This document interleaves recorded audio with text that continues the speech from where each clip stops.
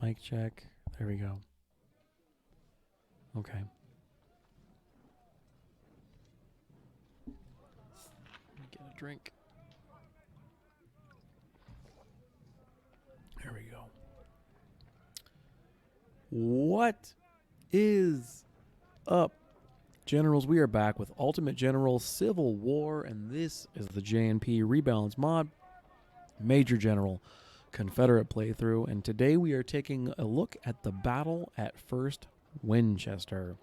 I've done a little bit of research, and this battle seems to have mostly been solved by the internet, but we're going to go ahead and try and, bring our own spin to it. We got to get this campaign moving. And so we're going to do that. So in Winchester, we're bringing Albert Sidney Johnston, and he's leading.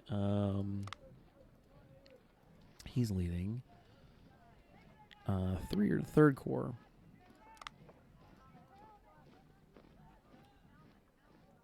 And we're getting all these units a little bit of extra experience.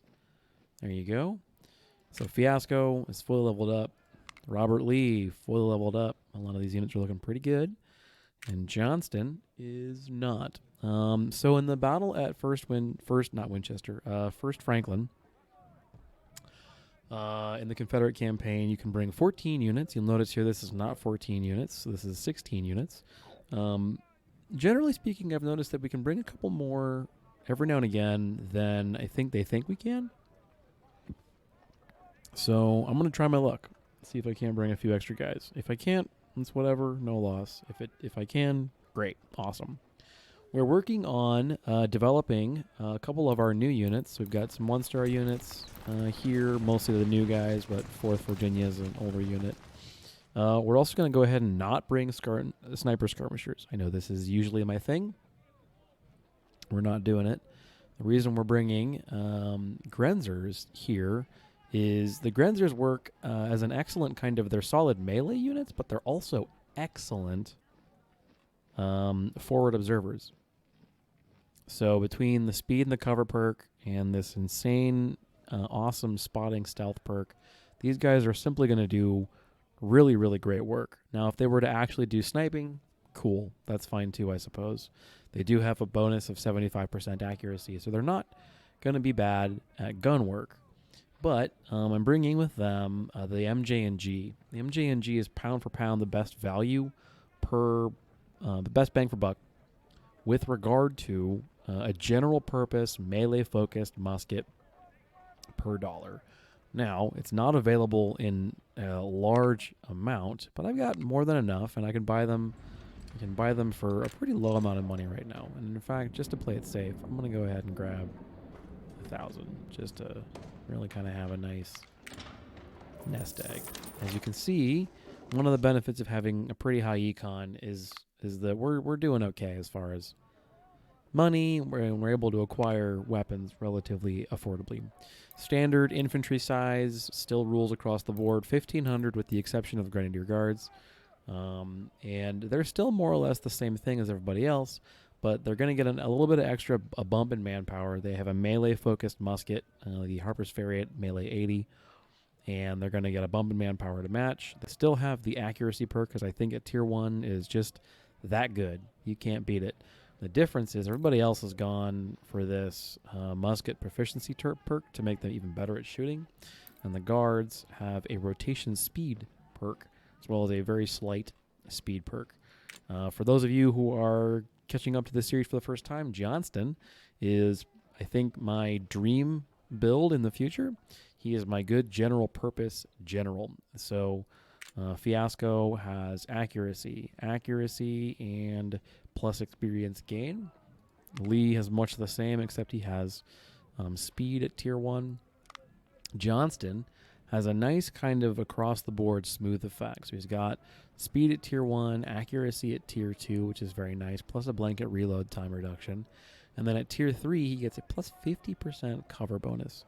Now, I've really been quite surprised at the efficacy of the cover bonus. And so we're pretty excited about that going forward. And I think Johnston's going to be the guy you see kind of helming the army in a lot of these side battles, especially because I'm trying to get him leveled up. Not that really his experience matters too much anymore. And then we're leveling up 15th Artillery, who is our 20-pound Parrot unit. We also have 2 Blake units. These 2 units are simply phenomenal. First Artillery with the Blakes, they have the bombardment reload time reduction. Or no, this is the one that's got long range. Long range, still some reload time reduction. And then second Artillery is going to be just knocking them out quite literally out of the park. Otherwise, they're both specced for long range artillery work. And the Blake is a solid but not mind-blowing cannon. I just think it's really fun. It's Confederate unique, and it's just a fun gun to bring. Infantry-wise, we've pretty much exclusively got the 1861 at this point.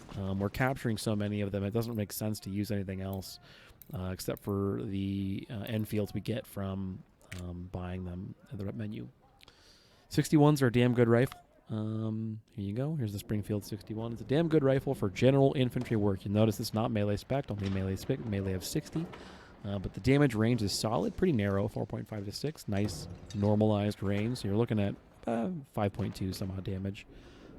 Good range, good fire rate. You know, it's just a good, accurate rifle. So I'm happy with the 61.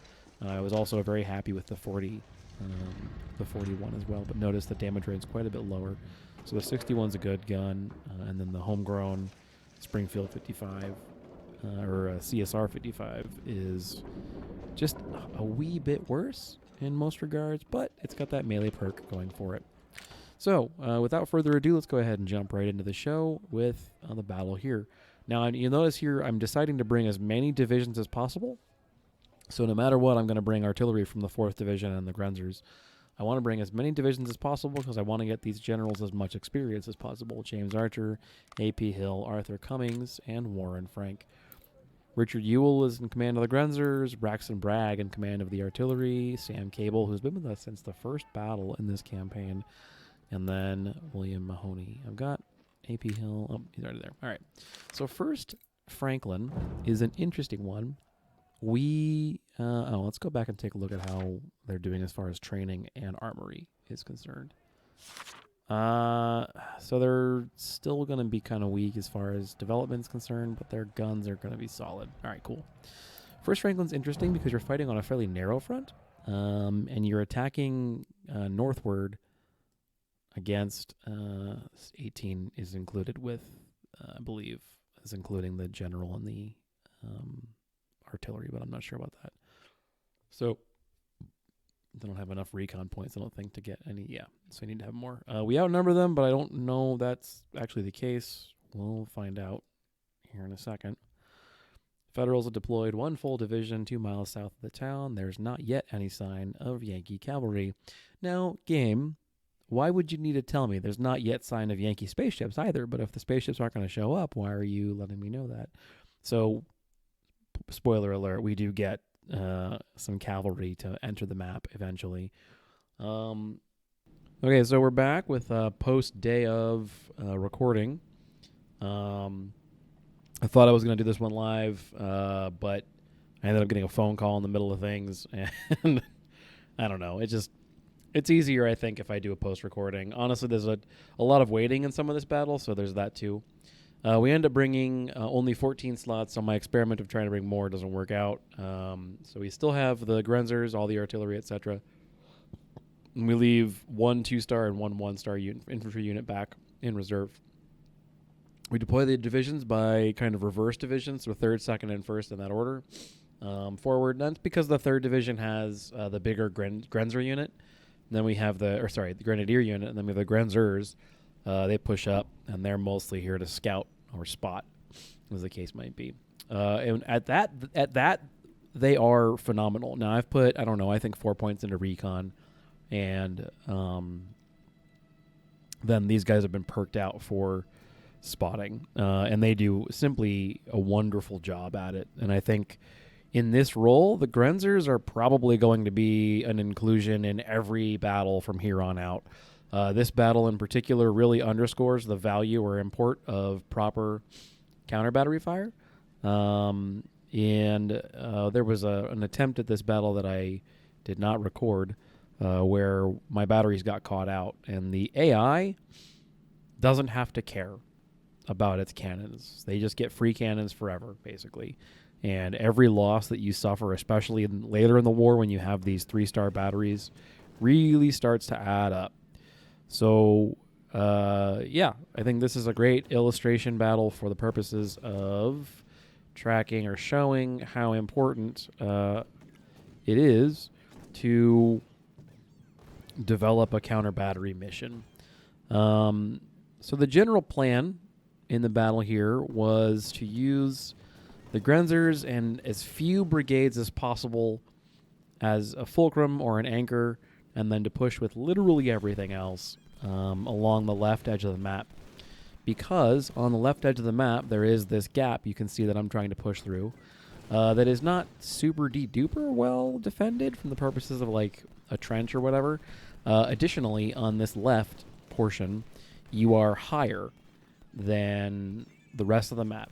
And so from up here, you have an elevated position and you can push down. I had initially kind of conceived of putting the artillery on the left here, but I couldn't get them to a place up in that farm with all the wheat or in these trees where they weren't getting shelled into oblivion on the way up. And so it just didn't make sense. And so I just put them back, at their maximum range and inefficiently as all hell plinked away at these batteries. Once we get Pence or Pierce out of there because he's in entrenchments, honestly, the rest of the battle's really, really straightforward and it happens kind of very quickly. But in the opening phase, there's just kind of a lot of waiting, trying to get Pierce out of there. This guy as well pushes forward. Atkins, I think, or Adkins. He pushes forward. He's kind of he's the only mobile unit I'm seeing at the moment, except for the skirmishers, I guess. So I've got 42nd Black Watch and 18th Texas acting as kind of a cordon through which my guys can hopefully advance, behind safely. But it's a very narrow corridor, as you can see. So that's basically the battle plan, and it more or less goes off without a hitch. There are units that take heavier losses than I'd like. It's a lot of kind of dancing with what their ranges are because they're in entrenchments, so they seem to have a bit of a range benefit. Also dancing with the fact that their units are good units and they hit really hard and they have good weapons. When we get out of the end of this battle, I learn it's because a lot of them have Spencer carbines, which do have a pretty poor maximum accuracy. At their maximum range, the Spencer carbine is, I want to say 30 for its accuracy, 30%. But its damage range is truly monstrous. And we see that a couple of times where I get volleys that don't hit terribly hard, and that's when they roll low. And then when they roll high, I'm just like, I blink and I just watch not a third, but like, I don't know, a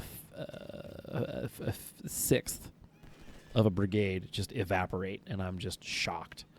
So in that regard, I think the game does a pretty good job of modeling. Yeah, here's an example. That 80 some odd casualties, just bam, like that, and we answer back with 30. So the Spencers, despite being a little on the inaccurate side, hit like a truck.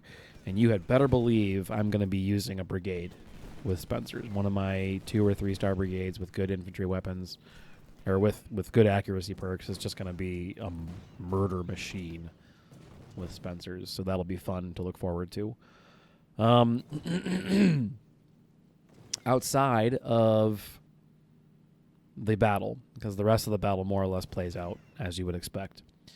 Let's transition for the remainder of the post-recording section, which is going to be about 20 more minutes, give or take. Let's transition to like the Fiasco podcast. We'll talk about things outside of the game, and we'll talk every now and again about the battle itself. But you're more or less seeing kind of the every version that I was able to find on the internet of this battle that's even a little bit successful, more or less goes exactly like this. So this is nothing new. Just flank left, use the terrain to your advantage. Remember that there's going to be cavalry coming in from the top left. It's not even like the top left corner. It's like the top left, right where that farmhouse is. You can see at the top of the screen, right there, essentially. So do that. Use your artillery. Push gingerly. And then don't do what I do where you overcommit to the extreme left. Keep 1 or 2 brigades in reserve to anchor against the south of the battlefield. So you can sort of, from the direction the game wants you to attack, you bring a brigade with you and they can anchor from down there. That's pretty much the battle. Watch your rear, watch the artillery, watch the skirmishers, use the terrain to your advantage, and that's all she wrote. Watch what I'm doing, watch what Panda did, watch what Something Compass did, watch what War Bob did. They're all more or less the same. Bob and Compass both do it with quite a bit more infantry than I do, but they're playing in the UIAI or vanilla game, and I think you can get away with that infantry-centric play a lot more in the vanilla game. I think you really do need to use a form of combined arms to be effective in the rebel. So I apologize. Let's transition now. I apologize for missing the episode last week. I do generally really try and stick as religiously as possible to the once a week, every midweek. So for a long time, I had been championing the idea that I would release on Wednesdays, and that is increasingly proven to be difficult. So I am kind of letting myself flex a bit towards midweek, not Wednesday specifically. And I say that because sometimes, honestly, work, school, and life are all going to, coincide, and like it's just I can't keep up with that. And last week was one of those weeks where that kind of thing happened. So if you're newer to the series, I've talked about it a couple of times in my older series. Or if you're new to the channel, I've talked about it a bit in my older series. But let's, kind of refresh, renew, whatever. So I'm in grad school. I'm working on 2 degrees. One's an MBA and one's a data analytics or data science degree. They can be fairly time-consuming and certainly very energy-consuming, depending on the kind of assignments I'm given, depending on the kind of analyses I need to run, etc. So some weeks, and especially midterms, which is what last week was, especially midterms really demand an extreme amount of my time and my focus. They will put a deliberately complex problem in front of me, and it can and very frequently does in the terms of midweeks or finals just demand all of the available attention I have for that week. Normally, even in the case of finals or whatever, I do manage to put together an episode. I'll either record it beforehand and then do audio on the week of, or I'll record it beforehand, just have it in the can, and then when Wednesday hits, I pop it. Usually, I'll upload them to YouTube a day or 2 in advance and just make sure that they're ready to go, so that when the time comes, it can be completely automated. I don't need to think about it, and I can just focus on school. Well, this week, I talk about a little bit my work as well. This week I'm a consultant with a financial consulting firm in an American city, and my role there is very much kind of all over the place. Generally speaking, I'm kind of a process analyst or process systems analyst or a systems designer. But the most recent project, there's been 2 of them, and they both have a much more of a business development or a marketing slant. And these are not natural fits for me. It's not that I dislike sales. It's not that I dislike marketing. I mean, they're both very much data-driven fields, so it's not like I can't find ways to fall in love with them fields. The issue is I don't have kind of a lot of the experiential background to lean on when it comes to developing sales process or analyzing a sales system and figuring out where improvements can be made, where inefficiencies may exist. Briefly to the battle. You see what I've got going on up there. I've got 4th Virginia moving up to replace. I can't read the numbers now, but it's a unit that's gotten beat up a little bit. So it's 38th Florida. They were online firing, and I had a fresh brigade, 4th Virginia, completely fresh, no casualties. They moved up to replace 38th Florida, because 38th Florida had fallen below 1,300, which means 200 casualties. If you have the manpower to pull this kind of thing off, I do recommend trying to do it. It will allow you to spread the casualties out amongst your various brigades. It will also allow you to spread the experience out more evenly across your various brigades.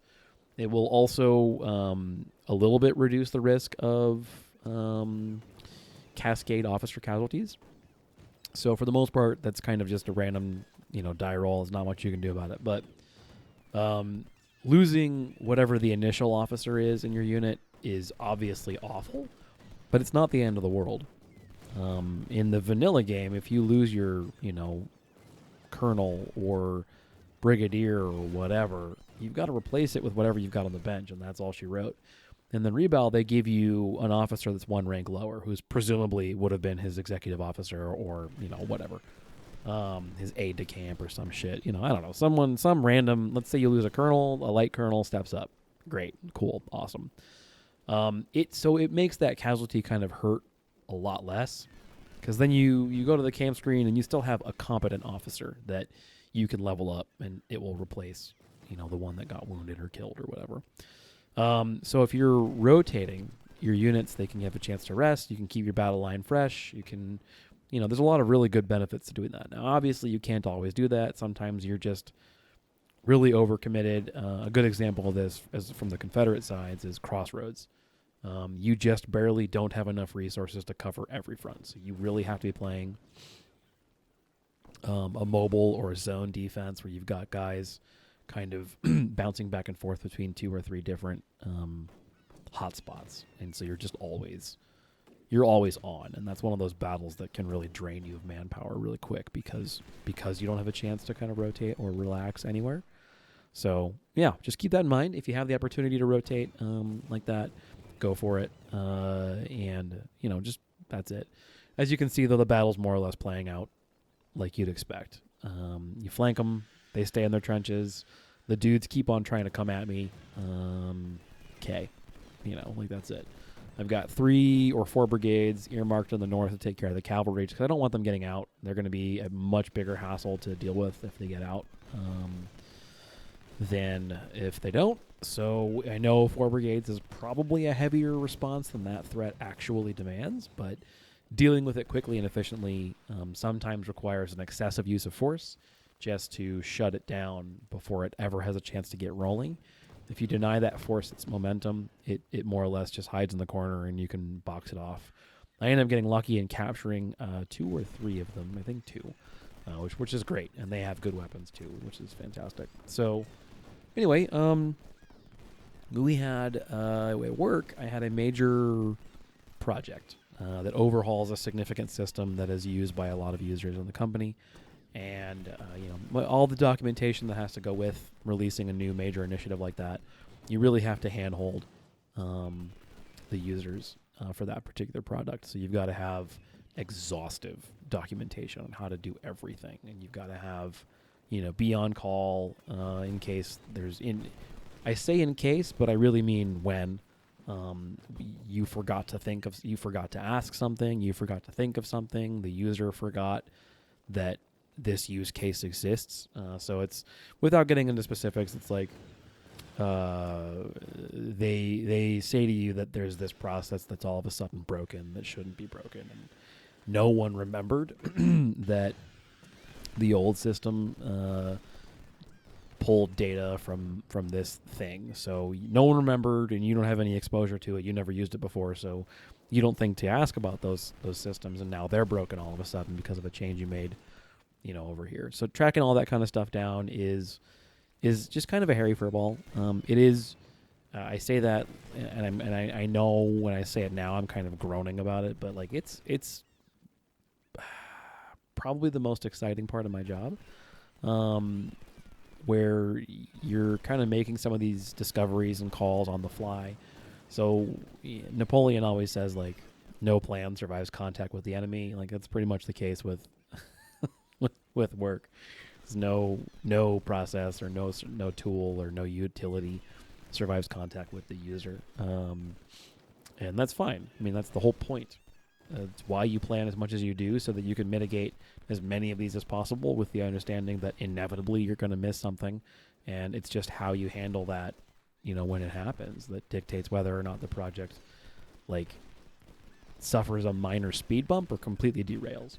So you have midterms, you have that big rollout, and I just had to be on hand for a lot of that in a field or in a segment of the business that is not a natural fit for me. So it was a busy week, but it was a very good week, and I think it underscored kind of what I kind of want to talk about in the remainder of time. It's not a lot left. So one of the things that struck me is there was this post on Reddit, and a user was saying he's having a hard time with the tutorial missions, and the community came out in droves. You guys all rolled out the red carpet, and you were like, hey, welcome to the game. It's a hard game. It's not always straightforward. Nobody gave him shit. Nobody, told him, get good or whatever, like I jokingly would if it was about Dark Souls. They were just kind of like, hey, keep at it, keep trying. Here's some resources about how you can better your game. And I think it's this really cool part of this community that I think is, other games do it too. Don't think for a second I think it's just Ultimate General, but like the group of people that watch my videos and talk on the Discord, y'all are very helpful. And my gameplay, when I watch like my Union Major General series, I'm kind of like, like we got through it, we played well, we did okay, but there's a lot of things I could have done differently and things that I wouldn't have even tried, because I'm just more experienced as a player. And we're always improving. We're always growing. We're always like learning, and hopefully we're always learning from each other and sharing. And on a far more like immediate or micro scale of that, I've been playing a lot of Hearts of Iron with the guys on the Rebalance Discord. So with Johnny, with Warbob, with all the guys who make the mod, or the guys who cast the mod. And we would just talk about other games, and one of those other games ends up being Hearts of Iron 4. And like up until that all got kicked off, I was at best casual good. Like I could beat normal. I didn't use mods for that game, but I could beat normal, and that was okay. But we kept throwing harder and harder scenarios at things and more complicated stuff, and I had to rapidly improve the quality of my play to keep up, because those guys are good. And I had to rapidly get better. And that is just an accelerated version of what I had to do to start recording YouTube videos for Ultimate General. I had to get better at the game to make whatever I was going to try and record worth watching. Because when I first started recording, I was playing on, I think, Brigadier or possibly Colonel. I think Brigadier. And it was fine. I was taking the time to record, which is, a big step. And if you try or you want to, this is a wonderful hobby. I do really enjoy doing it, and I think you would too. And I'm happy to take a look at your channel. But I had to get better, and I had to get better fast. And that's one of the best parts about this kind of a game, is it forces you to engage and think and critically appraise what you're trying to accomplish. Hearts of Iron did the same, and this last week also did the same. I had to really up my time management game. I had to really up my scholastic and professional game, and just kind of make sure I was present in every place I need to be present, but also, taking time for my life. And I have a partner, and she and I I couldn't ignore her for a week, and I have cats, and I couldn't ignore them for a week. And, I have work. Okay. But you got to show up and deliver in those parts of your life too. And man, 10 years ago, 20 years ago, I don't know if I could do that. And we're always getting better, and we're always trying to meet life at the next step or whatever. We do pretty well in this battle. 13, I forget how many casualties. It just showed it on the screen, but it was I don't know, just shy of 2,000, I think. And most of it's on the infantry. There's a couple of artillery units that get hit pretty hard. But the Blake units did really well. And I know this seems counterintuitive at first, but then I think about it more and I'm kind of like, no, it makes sense. So I have two different Blake units, 1st and 2nd artillery, both 8 guns, both 3 stars. The first 2 perks are the same. The long range perk and then, I don't know, the other long range perk in the middle. Tier 3, 2nd Blake is... Oh, yeah, and we capture a CSA only carbine from the Union Cavalry, which seems interesting. But 320 some odd is enough to probably fill out a unit. So I'm interested to see what the Tagley or Tarpley ends up doing. So anyway, 2nd Blakely is got the perk that increases the reload of the unit quite a bit. And so it's kind of like the Springfield 55 in that it's a musket that fires fast. Same idea. And then the 1st Blakely is same idea, 100 firearms and everything else. It's perked out for a little bit extra range and then 15% reload speed versus 25% reload speed. The reload the 2nd Blakely outkilled 1st Blakely by like almost 500 dudes. A little more. I don't know. I was very impressed because I was expecting the extra range to really make a difference and the extra 10% reload speed to not make all that much of a difference. And I was shocked. That's not the case. Here on the camera, I'm comparing the Tarpley and the Frank & Wesson. And later on, I'll take a look at the Springfield, the starter carbine, basically, that you get, like baby's first carbine that you kind of start the game with. And I think the carbines probably need to get looked at in the next version of this game that comes out because there's not enough of a difference to justify spending the kind of money that the high-end carbines want. There's just not.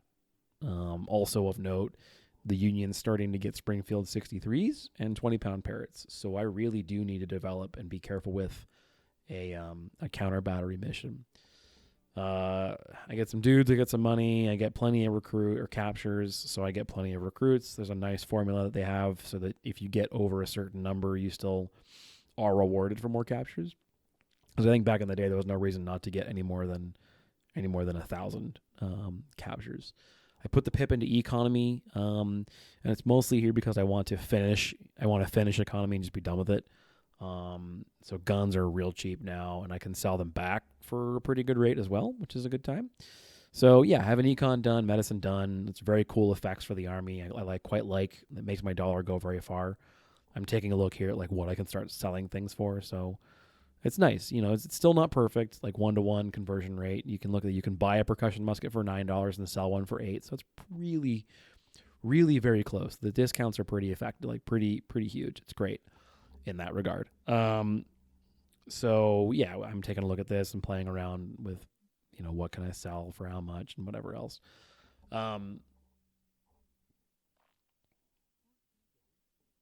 Anyway, I guess that's the point of the episode, is you're constantly being given the opportunity to try and grow into something by life. And I'm never going to be like judging anybody for how fast they get where they're going. Because I'm in my mid-30s. Sometimes I feel like I'm playing catch up, and sometimes I feel like I'm ahead of the curve on stuff in life. And we're all coming at this. We're all coming at this at our own speed. You know, we're coming at where we're at. And as long as you're, you know, trying to grow, trying to improve yourself, I think you're doing the right thing. So this last week sucked. I was a time management nightmare. I don't think I slept nearly enough. I didn't make it to the gym as often as I'd like. But we got through it. And everything that needed to get delivered got delivered. And I think that's the takeaway, man. You know, as long as you show up, deliver when you need to, like when it absolutely matters, that's a big deal. So, I apologize to you, the viewer. You guys, like, I really do kind of try and nail down that once a week, midweek episode kind of thing. So, next week, we're going to get at it again.